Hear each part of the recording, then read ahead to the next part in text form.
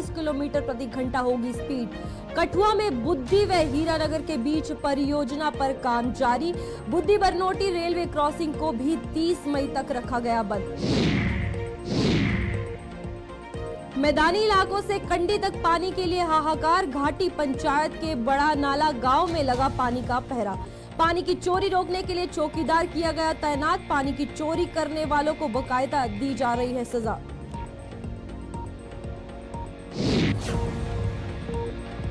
GMC डोडा के दोनों entry wipes पर हालत बदतर। अवैध पार्किंग पर पुलिस प्रशासन ने कस पाया नकेल। आंखों पर पट्टी बांधकर गहरी नींद सोई ट्रैफिक पुलिस। अवैध पार्किंग से एम्बुलेंसों की आवाजाही पर भी असर। मरम्मत का आधा अधूरा काम बना जी का जंजाल। परियोजना पूरी किए बिना ही यातायात हुआ बहाल। छोटी यात्रा वाहनों के चालक भुगत रहे खामियाजा। धूल मिट्टी उठाने से आम लोग भी हो रहे परेशान।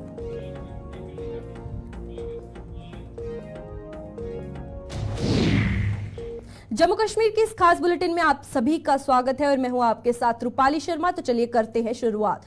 कश्मीर घाटी तक रेलवे विस्तार के साथ अब जम्मू कश्मीर में ट्रैक हो हाई स्पीड ट्रेनों के लिए तैयार किया जा रहा है। सुपरफास्ट ट्रेनों की वर्तमान स्पीड लिमिटेड आपको बता दें 110 किलोमीटर प्रति घंटे की है, जिससे जल्द 130 किलोमीटर प्रति घंटे तक कर दिया जाएगा। दरअसल रेलवे की ओर से पठानकोट से जम्मू तक के पुराने ट्रैक को बदला जा रहा है। यहां इस ट्रैक से संबंध पुराने उपकरण भी बदले जा रहे हैं। कोशिश है कि इस ट्रैक पर दौड़ने वाली यात्री ट्रेनों की स्पीड को बढ़ाया जा सके और सफर के समय को कम किया जा सके। माधोपुर और कठुआ के बीच जहां ये काम पूरा हो चुका है, वहीं अब इस काम को बुद्धि और हीरानगर के बीच अंजाम दिया जा रहा है। ट्रैक की जरूरी मरम्मत के लिए बुद्धि बरनोटी रेलवे क्रॉसिंग को भी 30 मई तक बंद रखा गया है।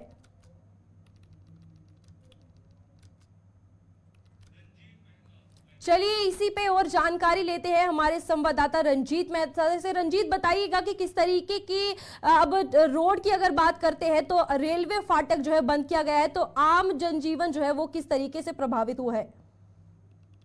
रूपाली, मैं बताऊं कि ये जो जम्मू पठानकोट रेलवे लिंक है, इसके हाई स्पीड ट्रेनों के लिए इसे तैयार करने की कवायद जो है रेलवे ने काफी समय से शुरू कर दी है और पठानकोट से लेकर कठुआ तक और माधोपुर से लेकर जो कठुआ स्टेशन है वहां तक का काम जो है लगभग पूरा हो चुका है और दूसरे चरण का काम जो है कठुआ स्टेशन से लेकर हीरानगर स्टेशन का वो अभी जारी है। 22 तारीख से ये काम शुरू हो चुका है और 30 तारीख तक इसके चलने की उम्मीद है। और इस बीच इसके चलते बुद्धि बरनोटी का रेलवे क्रॉसिंग है उसको भी 8 दिन के लिए बंद रखा गया है, जिससे चलते इस इलाके के बुद्धि के ऊपर पड़ने वाली आधा दर्जन पंचायतों के लोगों को आने जाने के लिए वैकल्पिक मार्गों का सहारा लेना पड़ रहा है और इसके साथ ही उनको काफी दिक्कतें भी आ रही हैं। लेकिन लोगों का कहना है कि अगर रेलवे ने अपना निर्माण कार्य जारी रखना है तो इसके लिए लोगों को थोड़ा बहुत परेशानी जो है वो झेलनी ही पड़ेगी। लेकिन मैं बताऊं कि जम्मू पठानकोट रेल लिंक, क्योंकि अभी थोड़े दिनों बाद घाटी के लिए भी रेल लिंक जो है वो शुरू हो जाएगा और कश्मीर तक ट्रेन जाएगी। उसके लिए जैसे रेलवे विभाग की तरफ से हाई स्पीड ट्रेनें जम्मू तक, जहां कटरा तक जो चलाई जा रही हैं, उनकी स्पीड को बढ़ाने के लिए जो पहले 110 किलोमीटर प्रति घंटा के हिसाब से थी, अब उनको जो रेलवे अधिकारियों ने हमें बताया कि इसको 130 किलोमीटर प्रति घंटा के हिसाब से करने के लिए काम जो है वो किया जा रहा है। जो जितना भी इसका सामान है वो बदला जा रहा है, पटरियों को बदला जा रहा है और अन्य उपकरण जो है वो उनको भी जो है लेटेस्ट तकनीक के जो उपकरण है वो उन रेलवे लाइन पर लगाए जाएंगे ताकि जो हाई स्पीड ट्रेनें हैं उनको यहाँ पर सुचारू रूप से चलाया जा सके। बिल्कुल रंजीत, इसी के साथ अगर बात की जाए रेल पटरी की, तो कहीं ना कहीं काम जो है वो तेजी से चल रहा है और हाई स्पीड ट्रैक जो है वो बनाया जा रहा है ताकि ट्रेनें जो है हाई स्पीड में चल सके। तो कितना ज्यादा सहूलियत जो है वो लोगों को मिलेगी जब ट्रेन 110 से 130 किलोमीटर जो है प्रति घंटा चलेगी? देखिए, वंदे भारत 2 वंदे भारत दिल्ली से कटरा तक की जो चलती हैं वो भी हाई स्पीड ट्रेनें हैं। 6 घंटे का समय निर्धारित किया गया है।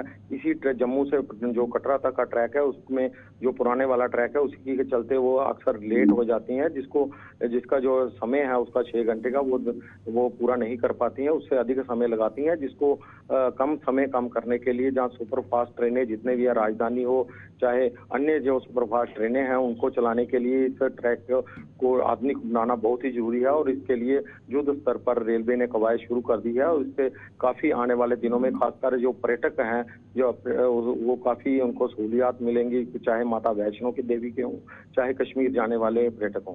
बिल्कुल, इसी के साथ अगर बात करते हैं रेलवे ट्रैक के काम की, तो आम लोग जो वहां के स्थानीय लोग हैं उनका क्या कहना है, किस तरीके से अब उनकी मदद होगी या उनका समय जो है उसकी कटौती जो है इसके बाद देखने को मिलेगी?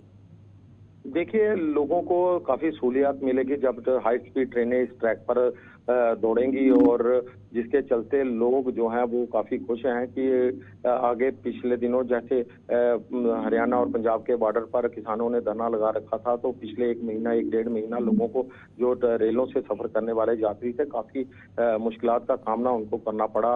रूपाली, मैं बताऊं कि वहां की वजह से जो ट्रेनें हैं, जम्मू से दिल्ली का 9 से 10 घंटे का रन जो था, जो आम ट्रेनें थी, जहाँ सुपरफास्ट ट्रेनें थी, वो 12 से 15 घंटे में कंप्लीट होता था, क्योंकि डाइवर्ट किया गया था रूट उनके आंदोलन की वजह से। उससे भी काफी लोग काफी मुतासिर हुए और अभी ट्रैक जो है वो नया बनेगा तो लोगों को समय भी कम लगेगा, समय की बचत होगी और लोगों को सहूलियात भी काफी मिलने जा रही है। चलिए, इसी के साथ मैं जानना चाहूंगी कि बुद्धि बनोटी ट्रैकिंग पर भी कहीं ना कहीं काम चल रहा है, 30 मई तक बंद रखने की बात सामने आई है, तो लोगों के लिए रास्ता जो है वो डाइवर्ट किया गया है क्योंकि फाटक जो है 30 मई तक बंद रहने वाला है। बिल्कुल रूपाली, वहां पर रास्ता लोगों के लिए बंद कर दिया है। रेलवे क्रॉसिंग जहां से लोग ऊपर की पंचायतों के कम से कम 10 से 15 हजार की आबादी के लोग इस रास्ते से गुजरते थे, उनके लिए अभी फिलहाल 30 मई तक उनको थोड़ा दुश्वारियां सहन करने ही पड़ेंगी। उनको मजबूरन वैकल्पिक मार्ग से जाना पड़ रहा है। एक अंडरपास उसके साथ ही आधे किलोमीटर की दूरी पर बना है, वहां से गुजरना पड़ रहा है। लेकिन लोगों का कहना है कि जो अंडरपास बनाया गया है, पिछले दिनों जैसे ही परसों बारिश हुई तो सारा पानी जो है अंडरपास में भर जाता है। इसके कारण आने जाने वाले लोगों को, वाहन चालकों को काफी दिक्कतों का सामना करना पड़ता है। लेकिन उसके बावजूद भी लोगों ने अभी तक रेलवे की पूरी सहायता करने का मन जो है उस इलाके में बनाया हुआ है। बिल्कुल, इसी के साथ अगर बात करते हैं, जिस तरीके से आपने कहा कि लोगों को कहीं ना कहीं उनका जनजीवन प्रभावित हो रहा है, तो इसमें रेलवे प्रशासन के कौन से ऐसे कदम है जो उठाए जा रहे हैं ताकि उन्हें परेशानी का, जो आम स्थानीय लोग हैं उन्हें परेशानी का सामना ना करना पड़े? देखिए रूपाली, रेलवे जब भी काम करता है उसके लिए उससे पहले बकायदा एक उसके ऊपर जो उनके एसओपीज होते हैं उनको फॉलो किया जाता है। उन एसओपीज के तहत जिला प्रशासन को पहले सूचित किया जाता है। अगर कहीं फाटक बंद करना है, जहाँ कहीं रेलवे ट्रैक पर काम करना है, तो जिला प्रशासन को सूचित कर दिया जाता है। बकायदा एक नोटिस जो चिपका हुआ है, जो तस्वीरों में साफ दिखाई दे रहा है, और उस नोटिस वहां पे लगाया जाता है। लोगों को इस बंद करने से एक हफ्ता पहले ही बता दिया जाता है कि एक हफ्ते के लिए ये रास्ता आपके लिए उपलब्ध नहीं रहेगा, तो लोगों को भी समझ आ जाती है और लोगों के मन में भी ये बात चलती है कि अभी थोड़े दिन दूसरे रास्ते से ही जाना पड़ेगा, जिसके कारण लोगों को इतनी ज्यादा दिक्कतें पेश नहीं आ रही हैं। जी बिल्कुल, देखिए ट्रैक का काम चल रहा है, मरम्मत जो हो रही है और पटरी जो है वो बंद की गई है, तो इसमें अगर बात करें ट्रेन की शेड्यूलिंग की, किस तरीके से अब टाइमिंग जो है वो ट्रेन की रखी गई है? देखिए, ट्रेन टाइमिंग जो है काम है वो रेलवे ट्रैफिक मैनेजर का काम है। वो जम्मू में बैठते हैं और रेलवे विभाग के जो ट्रैफिक मैनेजर है उनकी तरफ से बकायदा जो है समय पर ट्रेनों को चलाया जा रहा है। लेकिन पटरी का काम चल रहा है, उसके बीच में जहाँ पे ज्यादा काम चल रहा होता है तेजी से, उस दौरान उस इलाके में ट्रेनों को कॉशन दिया जाता है। कॉशन में होता यह है कि ट्रेनों की स्पीड जो है बिल्कुल कम कर दी जाती है। जैसे ही वो एरिया गुजरता है, ट्रेनें फिर से अपने फराटा भरने लगती है और तेजी से अपने गंतव्य की ओर रवाना हो जाती है। जी बिल्कुल, बहुत बहुत धन्यवाद रंजीत आपका। इसी के साथ अगली खबर की ओर चलते हैं, जहां पर मैदानी इलाकों में भीषण गर्मी के बीच कंडी इलाकों में हालत बद से बदतर हो गए हैं। जिला मुख्यालय कठुआ से मात्र 20 किलोमीटर की दूरी पर घाटी पंचायत स्थित बड़नाला गांव में तो पानी पर पहरा लग गया है। पानी की चोरी को रोकने के लिए बकायदा चौकीदार की तैनाती कर दी गई है। पानी की चोरी करने वालों को बकायदा सजा भी दी जाती है। क्या है इसकी वजह, इस पर जानकारी दे रहे हैं हमारे कठुआ से हमारे संवाददाता रंजीव मेहता। आइए पूछते हैं कि किस तरीके से पानी की चोरी पर उनका क्या कुछ जानकारी जो है सामने आ रही है। रंजीत, बताइएगा कि क्या कुछ परेशानियां जो है आम लोगों को आ रही है, क्योंकि पानी की चोरी जो है वो देखने को मिल रही है। देखिए रूपाली, कठुआ जिला की बात करूं तो ज्यादातर इलाका जो है पहाड़ी इलाका है। कंडी का इलाका बहुत सारा कठुआ जिले में पड़ता है और कंडी का इलाका एक ऐसा होता है यहाँ पर हमेशा से ही, जब से कंडी का जो वजूद में आई है तब से ही वहाँ पर पानी की किल्लत रहती ही रहती है, जिसके चलते लोगों को काफी दिक्कतों का सामना करना पड़ता है, खासकर गर्मियों के मौसम में। और जिसके चलते ये जो इलाका जहाँ की तस्वीरें हम आपको दिखा रहे हैं, ये घाटी पंचायत है। कठुआ से मुख्यालय से मात्र 20 किलोमीटर की दूरी पर उसका एक गांव है बड़ा नाल। वहां पर दूधराज का गांव है और वहां पर 7 से 8 कुएं गांव के आसपास थे, जहां से लोग अपनी रोजमर्रा के पानी की जरूरतों को पूरा करते थे।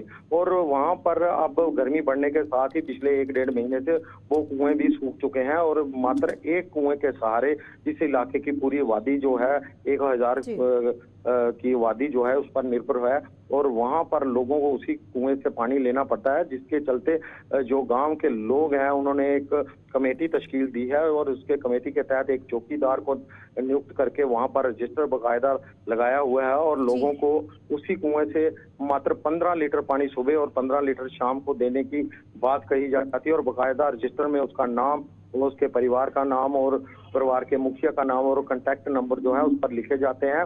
अगर कोई चोरी करे इस दौरान तो उसको सजा भी दी जाती है। उसको सजा के तौर पर अगले 3-4 दिन तक वहां से पानी नहीं लेने दिया जाता, क्योंकि लोगों का कहना है कि आजादी के 75 साल बीत जाने के बाद भी वह लोग अभी तक गुलामी की जिंदगी जी रहे हैं। सरकार की तरफ से जल जीवन मिशन हो, उसके तहत बड़े बड़े वादे किए गए कि हर घर नल हर घर जल, उसको लोगों ने कहा कि ये हमारे लिए तो अभी बाद आपका जानकारी देने के लिए। और आप देख रहे थे कि किस तरीके से घाटी इलाके में पानी की किल्लत है और लोगों को अब कहीं ना कहीं चोरी करने पर मजबूर हो गए हैं, जिसके लिए प्रशासन ने अब चौकीदार भी तैनात किया है। फिलहाल खबरों का सिलसिला ऐसे ही जारी रहेगा। दीजिए इजाजत।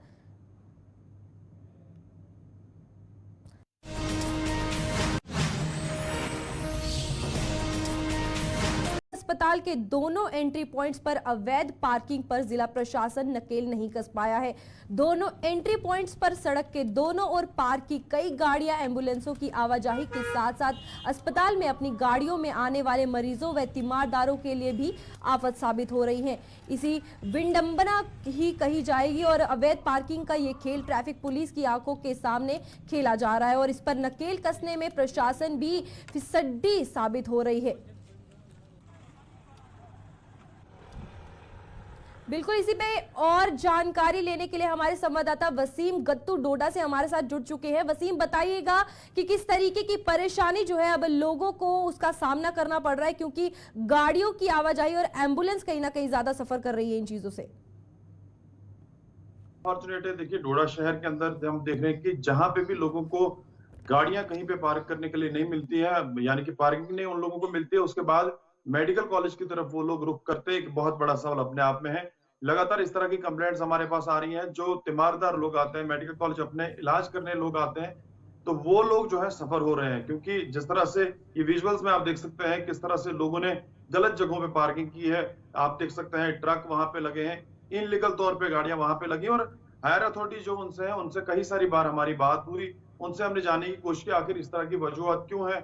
हालांकि वहां पे हम देख रहे हैं कि एंट्री पॉइंट्स पे बाकायदा गेट लगे हुए हैं, कोई अंदर इनलीगल तौर पे गाड़ी ना लगाए, मगर इस पे हम ये बता सकते हैं कि लापरवाही बहुत बड़ी देखी जा रही है। कोई इसको पूछने वाला नहीं है। अगर इनकी हायर अथॉरिटी जाती तो मुझे लगता है ये सवाल आज नहीं उठते। कल भी हमें कुछ लोगों ने बुलाया और ये बताया कि इस तरह की गाड़ियां यहाँ पे क्यों लगी हैं, और जब बड़ा इंपॉर्टेंट ये है कि जब हादसा वगैरह होता है तब ये गाड़ियां जो है लोगों को काफी ज्यादा परेशान करती हैं। यहाँ के एडमिनिस्ट्रेशन से उन लोगों ने अपील की है, जो लोग सफर हो रहे हैं, परेशान जो लोग हो रहे हैं, आधा 1-1 घंटा लोग जो है इन गाड़ियों की वजह से सफर होते हैं, आधा घंटा उन लोगों को रास्ते पे खड़ा रहना पड़ता है। तो मेडिकल कॉलेज जो है, जो इलाज करने लोग आते हैं, वो प्रॉपर टाइम पे वहां पे नहीं पहुंचते हैं। तो उन लोगों ने अपील की है, यहाँ की जो एडमिनिस्ट्रेशन है या जो कंसर्न महकमे के लोग हैं उनसे अपील की है कि जो निजाम दुरुस्त नहीं, इस निजाम को दुरुस्त किया जाए।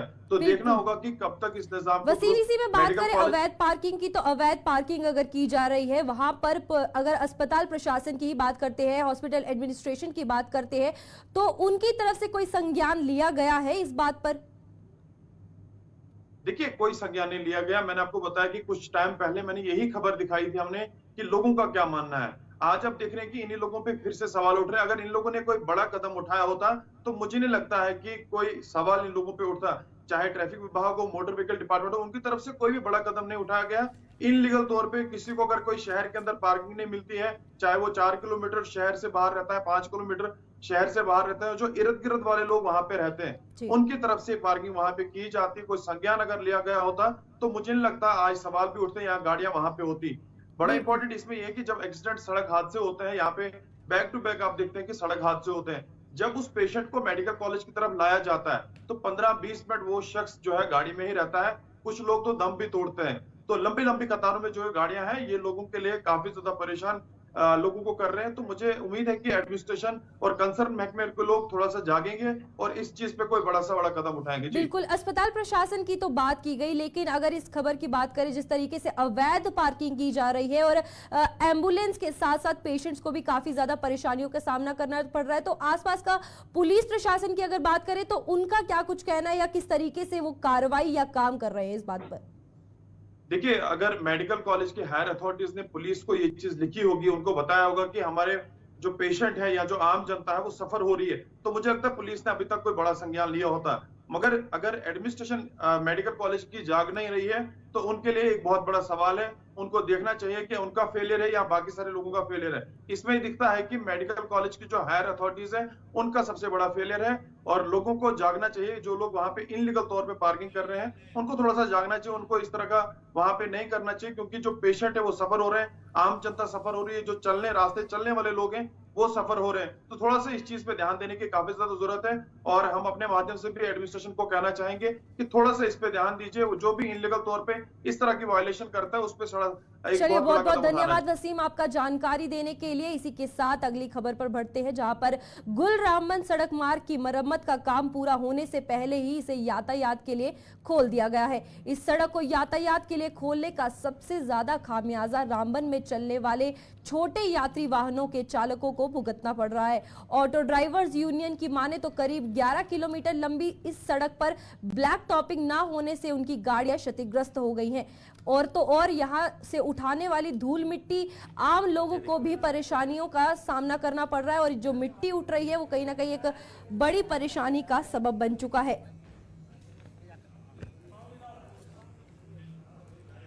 बिल्कुल, इसी पे जानकारी लेंगे हमारे संवाददाता नदीम से और जानेंगे कि जो मिट्टी उठ रही है वहां पर और क्या आम जनजीवन को परेशानी जो है वो उसका सामना करना पड़ रहा है।